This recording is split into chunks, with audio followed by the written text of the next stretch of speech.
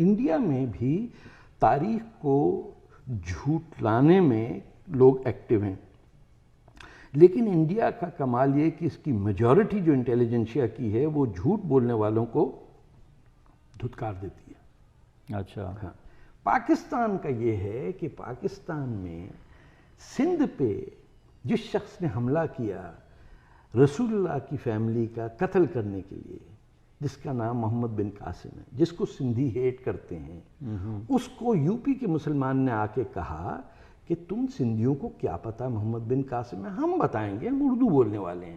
تو محمد بن قاسم کو ہیرو بنایا۔ جی، جب آپ اس شخص کو اپنا ہیرو بنائیں گے جس نے ہندوستان پہ حملہ کیا اور جس نے پیغمبر اسلام کی فیملی کے لوگوں کو، جو آپ کا جو مزار ہے کراچی میں غازی، میں بھول رہا ہوں، کلفٹن پہ جو ہے، ہاں جی، جب ان کا قتل کرنے والے کو آپ کے لوگوں نے کہہ دیا، یو پی والوں نے، کہ یہ ہیرو ہے، تو جھوٹ کتنا بڑا ہوگا جب آپ نے اپنے بچوں کو کہا کہ ہندوستان اور پاکستان جو علاقے ہیں جس پہ حملہ کیا محمود غزنوی نے، وہ ہیرو ہے جس نے آپ کی عورتوں کو ریپ کیا، وہ ہو گئے آپ کے ہیرو۔ اور پھر یہ دہرانا کہ ہم سید ہیں، ہم نقوی ہیں، ہم رضوی ہیں، صدیقی ہیں۔ what does that mean؟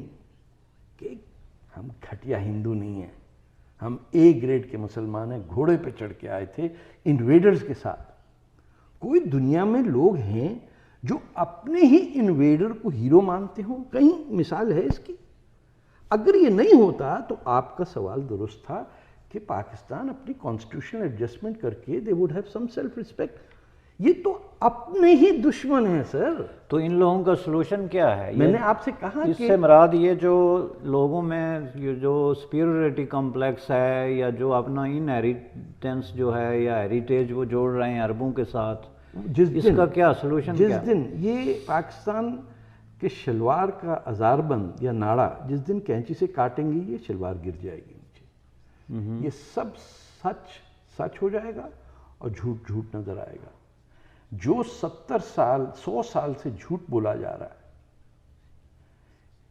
اور جس دن پاکستان کا مسلمان اورنگزیب کو نفرت سے دیکھے گا اور دارا شیخوں سے پیار کرے گا، اس دن وہ انسان بنے گا۔ وہ لوگ جو ایک قاتل کو، جس نے اپنے باپ کا، بھائی کا، بیٹے کا قتل کیا ہو، اس کو اپنا نمبر 1 انڈین ہیرو مانتے ہوں، ان کے ساتھ آپ کیا توقع رکھتے ہیں؟ وہ شخص دارا شیخو جو لاہور، جو مغلوں میں باقی پنجابی مغل تھا، اس سے نفرت اور اس کے قاتل سے پیار، یہ اسی وقت ہوگا جس دن پنجاب الگ ٹوٹے گا، اس کو پتہ چلے گا اس کا پانی آ رہا ہے کشمیر سے، سندھ نیچے سے کہے گا ہم تمہارے ٹریڈ آنے دیں گے اس وقت جب تم انسانوں کی طرح بیہیو کرو گے اور تم ہماری ہندو لڑکیوں کو اٹھا کے مسلمان بنانا بند کرو گے۔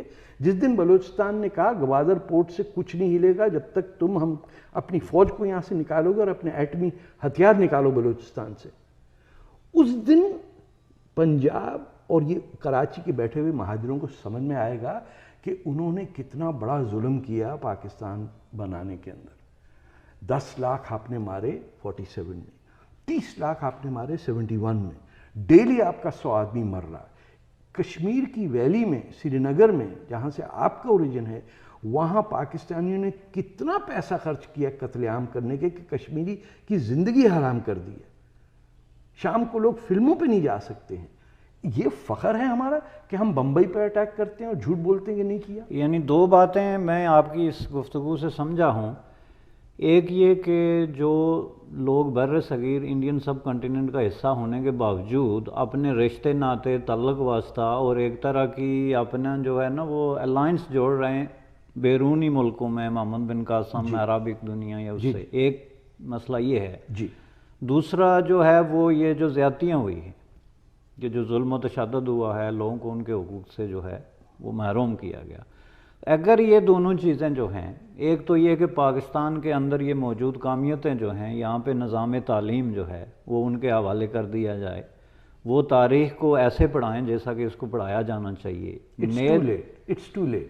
تو اس کا آپ سمجھتے ہیں کہ یہ مرض اب اتنا بڑھ گیا ہے کہ اب اس کا علاج جو ہے، آپ کینسر کا علاج کر رہے ہیں ایسپرو سے سر، خدا کا خوف کریں سر.